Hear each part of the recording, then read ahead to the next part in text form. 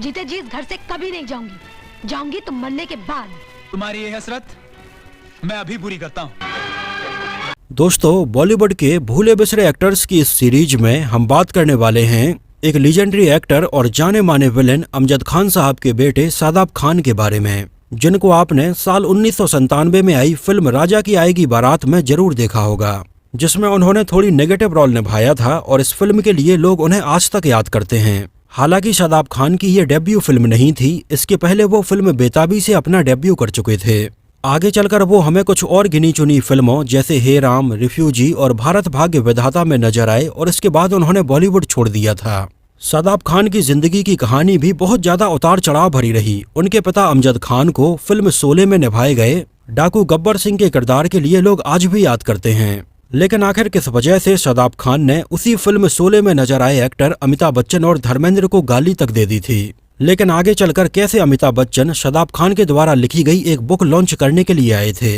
अपनी जिंदगी में आगे चलकर पुलिस इंस्पेक्टर बनने का ख्वाब लेकर जी रहे शादाब खान को आखिर क्यों ट्विंकल खन्ना ने चांटा मारा था? आखिर क्यों उन्होंने उस समय इतने गुस्से में फिल्म राजा की आएगी बारात में काम किया था, जिसमें काम करने के पहले उनका वजन लगभग 145 किलो था। लेकिन इसके लिए उन्होंने अचानक से उस समय कैसे अपना वजन कम किया और आगे चलकर उनका वजन फिर से कैसे बढ़ गया? शादाब खान की पर्सनल लाइफ, उनकी प्रोफेशनल लाइफ, उनका फिल्मी करियर और उनके पिता अमजद खान के साथ में उनके रिलेशंस के बारे में, उनके बाकी फैमिली मेंबर्स के बारे में, शादाब खान आखिर आजकल क्या कर रहे हैं, इन सारी चीजों के बारे में बिल्कुल डिटेल से बात करेंगे। आप में से शायद बहुत कम लोग ही ये बात जानते होंगे कि शादाब खान को एक्टिंग उनके परिवार से विरासत के तौर पर मिली है।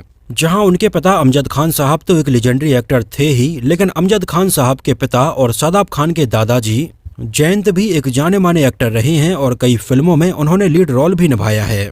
दिलीप कुमार और मधुबाला के साथ में उन्होंने कई फिल्मों में काम किया, जैसे अमर और नाजनीन जैसी फिल्मों में वो हमें नजर आए। एक्चुअली जयंत राजस्थान के अलवर में पहले पुलिस इंस्पेक्टर के तौर पर काम करते थे और अपने दादाजी की तरह ही आगे चलकर शादाब खान भी पुलिस डिपार्टमेंट में काम करना चाहते थे। जयंत के दो बेटे हुए, बड़े बेटे का नाम था अमजद खान और छोटे बेटे का नाम था इम्तियाज खान। इन दोनों भाइयों में मात्र 2 साल का अंतर था। अमजद खान 2 साल बड़े थे और इम्तियाज खान उनसे 2 साल छोटे थे।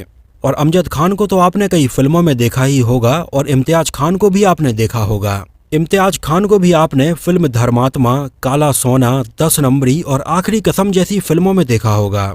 1940 में अमजद खान साहब का जन्म हुआ। आगे चलकर उन्होंने 1972 में सैला खान से शादी कर ली थी और 1973 में उनके बेटे शादाब खान का जन्म हुआ था। ये वो समय था जब अमजद खान बॉलीवुड में अपना करियर स्टार्ट करने के लिए काफी स्ट्रगल कर रहे थे। उस समय अमजद खान ने कुछ फिल्मों में बहुत ही छोटे छोटे रोल निभाए थे, जहां पर उनके नाम को कोई भी क्रेडिट तक नहीं दिया गया था। लेकिन उनके स्ट्रगल के टाइम पर उनके बेटे शादाब खान उनके लिए बहुत सारी खुशियां लेकर आए। एक्चुअली ये उन दिनों की बात है जब डायरेक्टर रमेश सिप्पी अपनी फिल्म शोले के लिए कास्टिंग कर रहे थे, जिसमें पहले तो गब्बर सिंह के रोल के लिए डैनी को अप्रोच किया गया था और डैनी भी इसमें काम करने के लिए तैयार हो गए थे। लेकिन जिस समय फिल्म शोले की शूटिंग होनी थी, उस समय डैनी फिरोज खान साहब के साथ में फिल्म धर्मात्मा की शूटिंग अफगानिस्तान में कर रहे थे और उस समय वो फिल्म शोले के लिए यहाँ पर नहीं आ पा रहे थे। इस वजह से रमेश सिप्पी इसमें गब्बर सिंह के किरदार के लिए किसी और एक्टर की तलाश में थे। तब उस समय सलीम खान ने रमेश सिप्पी को इसमें गब्बर सिंह वाले रोल के लिए अमजद खान का नाम सजेस्ट किया। इसके पहले अमजद खान हमें थोड़ी बड़ी फिल्म हिंदुस्तान की कसम में 1973 में नजर आए थे। उस समय फिल्म शोले में गब्बर सिंह वाले इस रोल के लिए रमेश सिप्पी अमजद खान से मिले, उनका ऑडिशन लिया और उन्हें इसके लिए फाइनल कर दिया। और यहाँ पर गौर करने वाली बात ये थी कि जिस दिन अमजद खान फिल्म शोले साइन कर रहे थे, सेम उसी दिन 20 सितंबर 1973 को उनके बेटे शादाब खान का जन्म हुआ। और अमजद खान की जिंदगी में एक नहीं 2 खुशियां आ गईं। एक तो उनके घर बेटे का जन्म हुआ और दूसरा उन्होंने फिल्म शोले साइन की।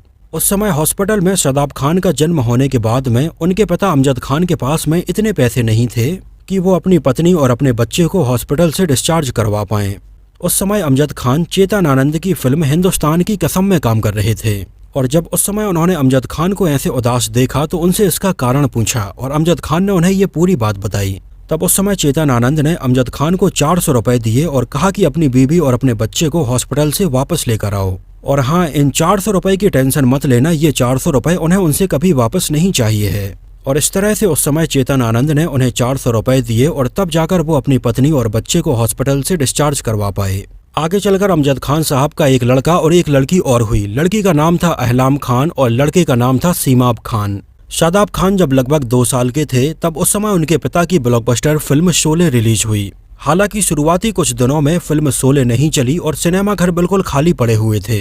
और ये देखते हुए एक समय तो इसमें अमजद खान की आवाज को किसी और से डब करवाने के बारे में भी विचार आया था, लेकिन बाद में अमिताभ बच्चन ने कहा कि इसमें अमजद खान की आवाज गब्बर के तौर पर बहुत अच्छी है और इसे हमें डब नहीं करवाना चाहिए। और उस समय फिल्म शोले में अमजद खान की आवाज को डब नहीं किया गया और आज फिल्म शोले में अमजद खान के द्वारा बोले गए एक एक डायलॉग से फेमस हैं। इसमें उनके डायलॉग्स के अलावा अमजद खान जो नॉर्मल बातें भी करते थे उनको बोलने का भी उनका एक अलग ही तरीका था और ये स्टाइल भी लोगों को बहुत ज्यादा पसंद आई थी।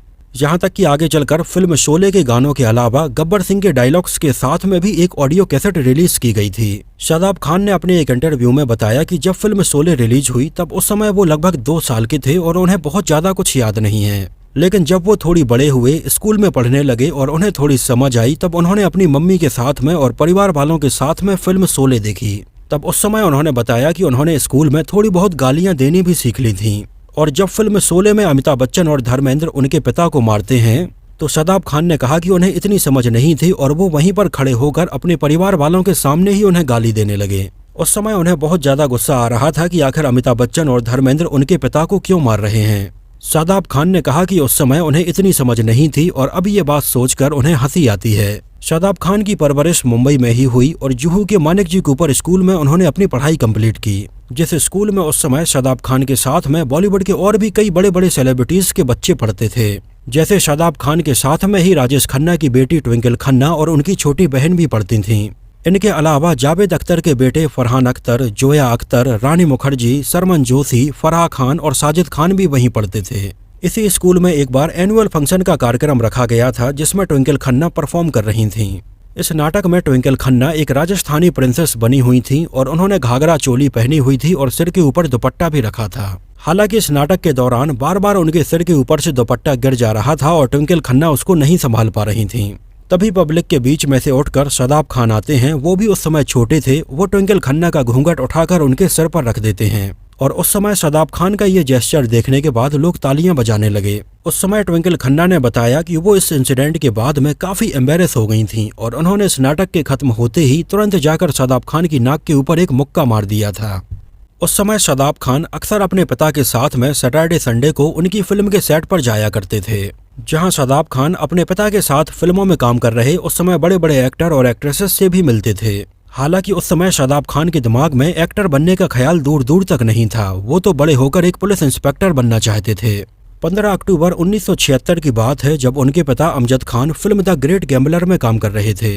उस समय मुंबई गोवा हाईवे पर उनके साथ में एक काफी खतरनाक हादसा हुआ जिसमें उन्हें काफी गंभीर चोटें आईं और उनके लंग भी डैमेज हो गए। हालांकि आगे चलकर इसका इलाज चला, वो पूरी तरह से ठीक हो गए, लेकिन इसके बाद उनका वजन काफी बढ़ने लगा था और आगे चलकर कई फिल्मों में वो हमें अपने इसी बढ़े वजन के साथ में नजर आए और फाइनली 1992 में हार्ट अटैक की वजह से लगभग 51 साल में उनकी मृत्यु हो गई थी। उस समय शादाब खान थोड़ी इम्पल्सिव थे और काफी गुस्सैल रवैये के थे।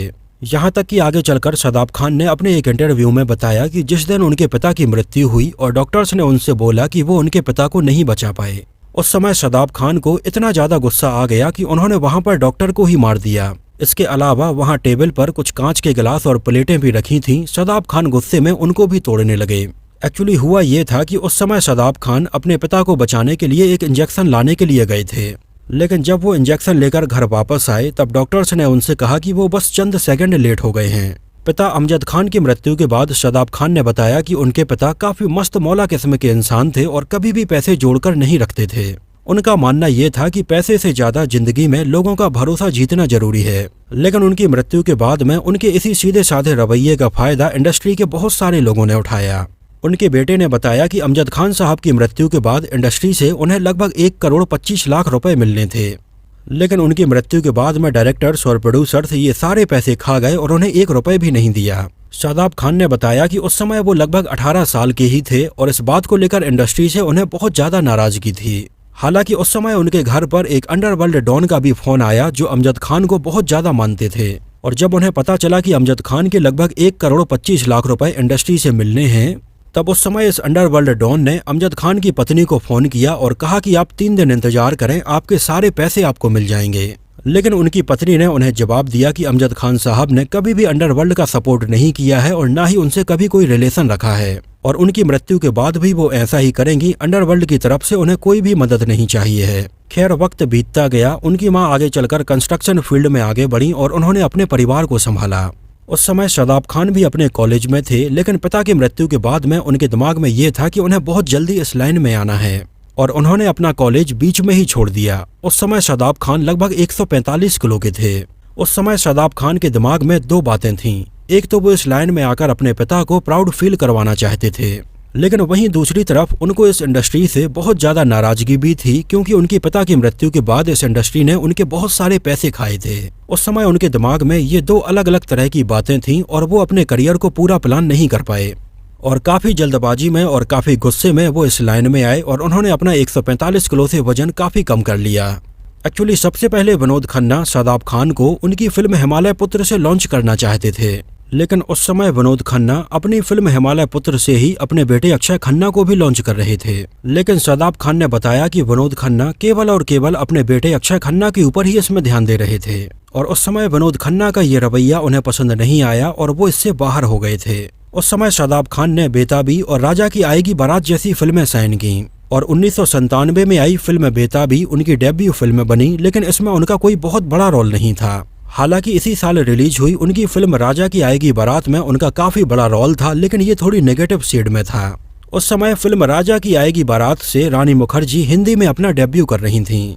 उस समय ये फिल्म थोड़ी अलग टाइप की थी और सिनेमा घरों में उतनी नहीं चल पाई थी, लेकिन फिर भी इसमें शादाब खान का किरदार कुछ ऐसा था कि लोगों ने उन्हें नोटिस किया। उस समय फिल्म का गाना राजा की आएगी बारात भी काफी पॉपुलर हुआ था, और आगे चलकर ये फिल्म टीवी और डीवीडी पर लोगों ने काफी पसंद की। इस पूरी फिल्म के दौरान शादाब खान बहुत ही अलग नजर आ रहे थे। इस बारे में उन्होंने आगे चलकर बताया कि उनका पहले वजन लगभग 145 किलो था, जिसको बहुत जल्दबाजी में उन्होंने कम किया, और फिल्म राजा की बारात में उनका चेहरा कुछ ऐसा नजर आने लगा था। फिल्म राजा की आएगी बारात में शादाब खान की एक्टिंग को और उनके लुक को लोगों ने काफी क्रिटिसाइज किया। इसके बाद शादाब खान कुछ सालों के लिए फिल्मों से दूर हो गए, और इसके बाद वो हमें 3 साल बाद सन 2000 में फिल्म हे राम में नजर आए, जिसमें उनकी एक्टिंग की थोड़ी तारीफ तो हुई, लेकिन ये उनके करियर को ऊपर नहीं ला पाई। आगे चलकर वो हमें अभिषेक बच्चन के साथ में फिल्म रिफ्यूजी में और भारत भाग्य विधाता में नजर आए, लेकिन ये फिल्में भी बड़ी ही नॉर्मल सी रहीं और शादाब खान का करियर ग्राफ आगे नहीं बढ़ रहा था। और फाइनली 2002 में आई फिल्म भारत भाग्य विधाता के बाद उन्होंने एक्टिंग करियर को अलविदा बोल दिया। हालांकि एक्टिंग छोड़ने के बाद शादाब खान को लगा कि वो राइटिंग अच्छी कर सकते हैं, और वो राइटिंग में आ गए, और आगे चलकर उन्होंने हाईवे 203 फिल्म की कहानी लिखी और इसको साल 2007 में डायरेक्ट भी किया। लेकिन उनके द्वारा लिखी गई और डायरेक्ट की गई ये फिल्म कब आई और कब चली गई ये किसी को पता ही नहीं चला। आगे चलकर शादाब खान ने कुछ किताबें लिखी, जिनमें से पहली किताब थी 2013 में आई शांति मेमोरियल, और दूसरी किताब थी साल 2015 में आई एक क्राइम नोवेल मर्डर इन बॉलीवुड। उस समय 2015 में शादाब खान की इस बुक को लॉन्च करने के लिए अमिताभ बच्चन भी आए थे, जो हमेशा से ही उनके पिता अमजद खान के बहुत अच्छे दोस्त और एक बहुत अच्छे वेल विशर रहे हैं, और इसी के चलते उन्होंने उनके बेटे शादाब खान की ये बुक लॉन्च की थी। आगे चलकर शादाब खान एक बार फिर से 2019 में जॉन अब्राहम की फिल्म रोमियो अकबर वाल्टर में एक छोटे से रोल में नजर आए। ये लगभग 16-17 साल बाद शादाब खान ने एक्टिंग करियर में वापसी की थी, लेकिन यहाँ पर उन्हें कुछ खास नोटिस ही नहीं किया गया। लेकिन इसके अगले ही साल वो हमें 2020 में स्कैम 1992 में नजर आए, जिसमें उन्होंने अजय केडिया का किरदार निभाया, और ये लोगों ने काफी पसंद किया। शादाब खान ने आगे चलकर अपने एक इंटरव्यू में बताया कि वो अपनी जिंदगी में अब बहुत ही शांत हैं। वो दोबारा से एक्टिंग करियर में अपनी वापसी करना तो चाहते हैं, लेकिन वो इसमें कोई भी जल्दबाजी करना नहीं चाहते हैं। उन्होंने कहा कि वो भले ही कम फिल्में करें या छोटे किरदार निभाएं, लेकिन वो यादगार होने चाहिए। उन्होंने बताया कि स्कैम 1992 के बाद में उन्हें कुछ फिल्मों में और टीवी सीरीज में रोल तो ऑफर हुए, लेकिन वो उन्हें पसंद नहीं आए। लेकिन जैसे ही उन्हें कोई अच्छा किरदार मिलेगा तो वो पर्दे पर जरूर नजर आएंगे। शादाब खान ने 2005 में रोमाना अचवा से शादी की थी। शादाब खान की बहन अहलाम खान भी एक एक्ट्रेस हैं और उनके भाई सीमाब खान एक असिस्टेंट डायरेक्टर के अलावा एक क्रिकेटर भी रह चुके हैं। एक इंटरव्यू में शादाब खान ने अपनी डेब्यू फिल्म को याद करते हुए कहा कि उनका डेब्यू ही बेकार हुआ था। आखिर ऐसा डेब्यू कौन स्टार किड करता है कि पहली फिल्म में उसको कोई नोटिस ही ना करे और दूसरी फिल्म में वो नेगेटिव रोल में नजर आए। हालांकि उन्होंने कहा कि इसमें किसी की भी गलती नहीं है, वो उस समय बहुत जल्दबाजी में थे, इसी वजह से ये सारी चीजें हुई हैं। खैर जो भी है, शादाब खान की फिल्में चली हो या ना चली हो, उनका करियर सफल रहा हो या ना रहा हो, लेकिन उनका रियल लाइफ नेचर बहुत अच्छा है। शादाब खान को लेकर ऐसी कोई भी कंट्रोवर्सी अभी तक सामने नहीं आई है। मीडिया से और सोशल इवेंट्स से वो थोड़ी दूरी बनाकर रखना ही पसंद करते हैं, इस वजह से हमें ज्यादातर कहीं पर नजर भी नहीं आते हैं। हालांकि वो मुंबई में ही हैं, अच्छे रोल मिलने का वो इंतजार कर रहे हैं और अपनी राइटिंग भी कर रहे हैं। तो दोस्तों ये तो बात हुई शादाब खान के बारे में। आप में से कितने लोग इन्हें जानते हैं और ये आपको कैसे लगते हैं, हमें कमेंट सेक्शन में जरूर बताना। फिल्म राजा की आएगी बारात के अलावा आपने और कौन सी फिल्म में इन्हें नोटिस किया था, हमें कमेंट में जरूर बताना। तो इस वीडियो में इतना ही। अगर ये वीडियो आपको पसंद आया हो, मेरी मेहनत आपको पसंद आई हो, तो उसको प्लीज लाइक करके मुझे इस बात का जवाब जरूर दीजिए। तो मिलते हैं किसी नए वीडियो में बॉलीवुड के भूले बिसरे कुछ और ऐसे ही सेलिब्रिटीज की जानकारी के साथ में।